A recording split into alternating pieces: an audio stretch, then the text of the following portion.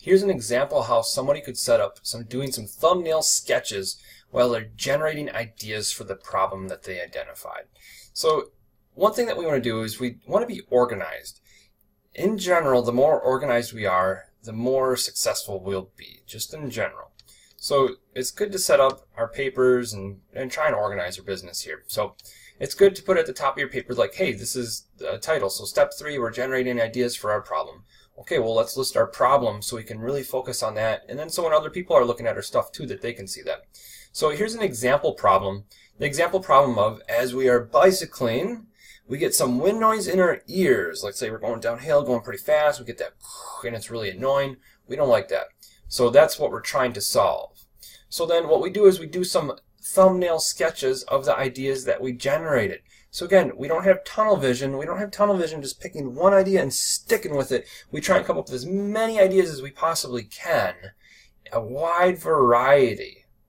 So for this problem, we have a couple different ideas. If we zoom in on here, so let's say we drew some ideas of earmuffs. So we didn't just draw the earmuffs, we drew a person's, like the silhouette or the outline of a person's head, and then we drew the earmuffs on there. Now, if you notice, that's like a front view, but we also drew a side view. So it's important when we do thumbnail sketches that we really should have at least 2 views. Once you get a little bit more in depth with this, maybe you might have 3 views, a front, side, and top view, but usually just doing 2 views is fine to start out with. So we got our fuzzy head earmuff version. That's one idea. It's just something that will cover our ears. It's fuzzy, so maybe that will slow the wind down over it. And then we have a completely different idea to get that wind noise away from our ears.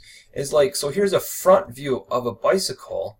You can see the handlebars there, we can see the person's head, and then we have this outline here of like a windshield. So then here's the side view of the bicycle and then the windshield there.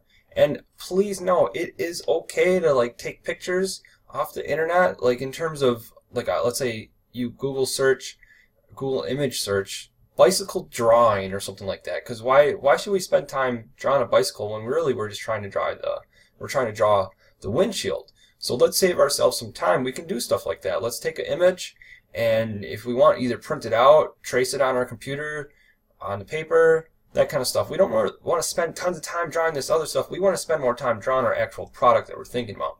So that's what this is here. This is a windshield. So this is the same product, side view, front view, person face.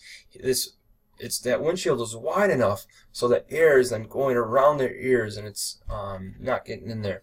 Now notice, well, it's hard to notice, I should say. So I used 3 colors when I drew this. I used a pencil. That was very smart to use a pencil. So you should be using a pencil when you're drawing your product, because then you can erase. And that's the main reason, kind of sketch a little bit more of those types of things. But like something like this bicycle part, well, I could draw that with pen. That's okay. That's not really going to change so much, but maybe my idea will. And then also, I used some red pen and I made some notes. So I kind of titled this idea. So I put a title by it, and I then put some notes by it to explain a little bit about it. Here's another idea I had. It's like, okay, some big, huge, funky looking helmet that has like these ear things that are attached to the helmet. So you'd actually buy this whole helmet, and then these parts would be attached to it. And then again, I have my title with it, and I have some notes by it. And then I have another idea here, and so now we're zoomed in on these other ideas, these thumbnail sketches. And here I did again, and this is Alex's idea, so I can't take credit for this. Alex did this, of course. So we have this outline of the head. We have kind of like a ear muff type of thing going on again. So it's like these things that go over the ears. There's a band. I can see the band, so I can see how it attaches. I can see where the ears go. I can see the product. The product is drawn with pencil. I can see a side view, so I see where the ear is. I see where the product is. I see some shading here. That shading tells me something. And then, oh, that shading, I put an arrow here. The back side is open so you can hear behind you. So I put some notes on my thumbnail sketch.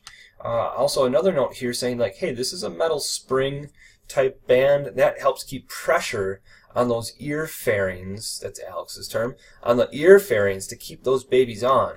So, and then it says another note here that we wear this underneath the helmet, so the helmet would go and fit on top of it. These are just 4 examples. It's not very many. We should definitely have more than 4.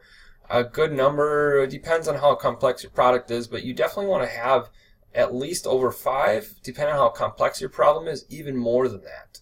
So your job, get those creative juices flowing, use our question resources, use each other, think flexibly. Research shows it takes about 20 minutes to start to really get in the groove of being creative and flexible. So you might need to set a timer for yourself to set it to maybe 30 minutes, and then you're going to get probably 10 really good minutes of being really creative. It's okay to be standing up, get that blood flowing and thinking about it, and really try and come up with a whole bunch of ideas, and then communicate those ideas with other people as well.